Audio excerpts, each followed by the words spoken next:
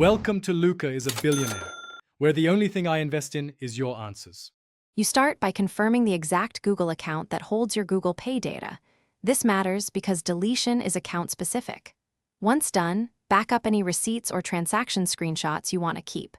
Google retains payment history after some actions. Now open the Google Pay app on your phone or visit Pay. Google. Com in a browser, sign in, and go straight to Settings. We're beginning the removal steps immediately to avoid confusion later. Next, remove every payment method so no billing instruments remain.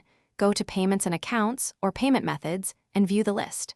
For each card or bank link, select it and choose Remove or Unlink. This severs the connection but may keep a masked record for receipts. Also open passes or saved items and delete stored loyalty cards or boarding passes. Make sure to wait for confirmation messages after each removal before moving on. This prevents partial delete. Finally, remove your Google Pay profile data.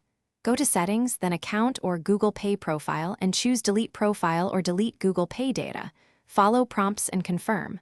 Once done, sign out, clear the app cache, or reinstall the app to force a fresh state. If problems persist, go to your Google account security settings and revoke Google Pay permissions, then retry. Troubleshooting tip. If a method won't delete, check for pending refunds or subscriptions tied to that payment method. Clear those first.